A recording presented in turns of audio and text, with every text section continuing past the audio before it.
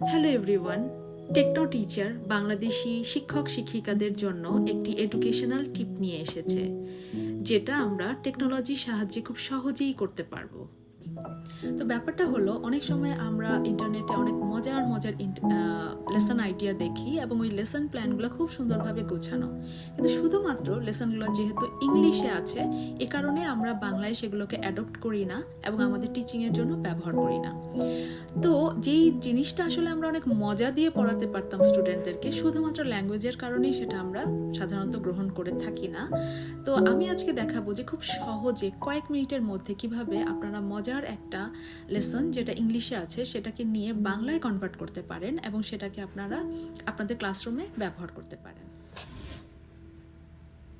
তো আমি এখন যেটা করব যে এরকম একটা লেসন আমি ইন্টারেস্টিং একটা লেসন আমি দেখাবো যে কিভাবে আমি এটাকে নিয়ে কাজ করতে পারি। তো যে লেসনটা আমি আজকে চুজ করছি সেটা হচ্ছে পেপার এয়ারপ্লেন চ্যালেঞ্জ।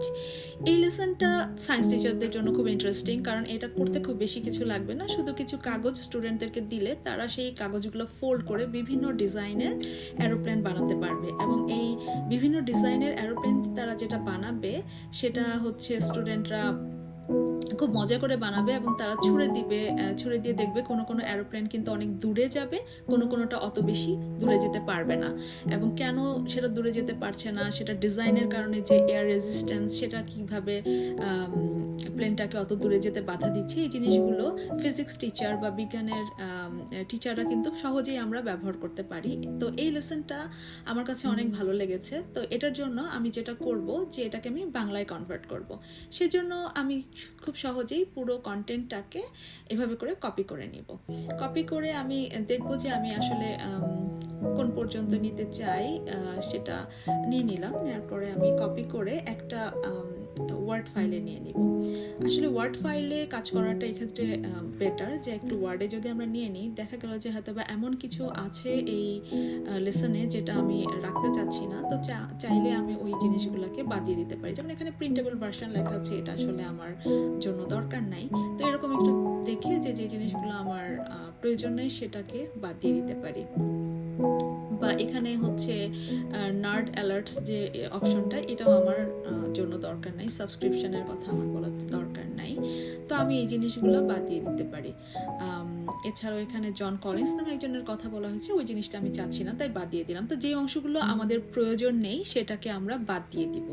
বাদ দিয়ে আমরা যেটা করব সেটা হচ্ছে যে আমি যা যা কপি করছি সেই পুরোটাকে মানে আমার এখানে যে কন্টেন্ট আমি চাচ্ছি সেটাকে কপি করে নিয়ে এখন আমি চলে যাব চ্যাট জিপিটিতে।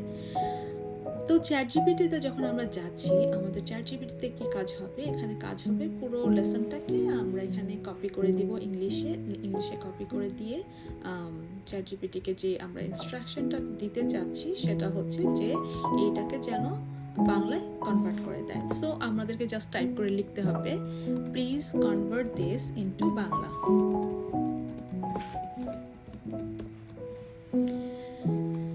তো আমি ইনস্ট্রাকশন দিয়ে দিলাম চ্যাট জিপিটিকে। চ্যাট জিপিটি এখন যেটা করবে, এখন এই পুরো কন্টেন্টটা আমার জন্য বাংলায় কনভার্ট করে দিবে এবং আমি দেখতে পাচ্ছি যে কিভাবে খুব দ্রুত চ্যাট জিপিটি বাংলায় পুরো জিনিসটা তৈরি করে দিচ্ছে।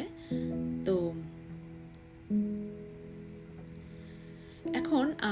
এখন আমি যেটা দেখতে পাচ্ছি, ওরা যেভাবে যে ভাষাগুলো ব্যবহার করছে বা যেভাবে করছে, এটা আমার জন্য ঠিক আছে। কিন্তু কখনো যদি এমন হয় যে আমি যেই বাংলা ভার্সনটা পেলাম এটা অনেক সময় একটু খটমটে বাংলা টাইপের হয়, তো আমি তখন যেটা প্রেফার করি, আমি আবার নতুন করে টাইপ করে লিখতে পছন্দ করি যে please convert this into easy Bangla or please convert this into everyday Bangla. এটা বলে দিলে কিন্তু ওরা ল্যাঙ্গুয়েজটাকে আরও সিম্পল করে দেয়। তো আমার এখানে চ্যাট জিপিটি যে বাংলাতে কনভার্ট করা সেটা অলরেডি হয়ে গিয়েছে এবং আপনারা কিন্তু দেখতে পেরেছেন যে পুরো জিনিসটা করতে চ্যাট জিপিটি কিন্তু খুব বেশি সময় নেয়নি। আমি বলবো যে 1 মিনিটেরও কম সময় নিয়েছে। তো বাংলায় ব্যবহার করার কারণে আসলে আমাদের সুবিধা কি হচ্ছে, প্রথমত এখানে যেমন আমাকে স্টুডেন্টদেরকে একটা ইনস্ট্রাকশন দিতে হবে, তারা কিভাবে কি করবে, তো পুরো জিনিসটা বাংলায় সুন্দর করে ইনস্ট্রাকশন দেওয়া আছে, কাজে আমি বাংলার ওই ইনস্ট্রাকশনটা আমার স্টুডেন্টদের সাথে আমি শেয়ার করতে পারি। আবার এখানে কিছু প্রশ্ন করা আছে, যেমন প্রশ্নগুলো করা আছে, তুমি কি শিখলে, তুমি কি বানালে, তুমি কি কোনো সমস্যার মুখোমুখি হয়েছো যখন বানাচ্ছিলে, বা কিভাবে যে সমস্যার মুখোমুখি হয়েছিল তা তুমি কিভাবে সমাধান করলে। তো এই প্রশ্নগুলো যেভাবে দেওয়া আছে এটা কি আমরা সরাসরি স্টুডেন্টদের সাথে শেয়ার করতে পারি। তো এটা আগে যখন ইংলিশে ছিল সেটা কিন্তু আমাদের পক্ষে করা সম্ভব হচ্ছিল না।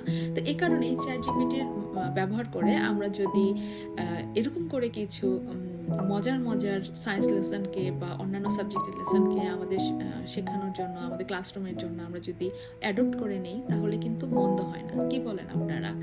তো এই ছিল আজকের টিপ, সবাইকে অনেক ধন্যবাদ।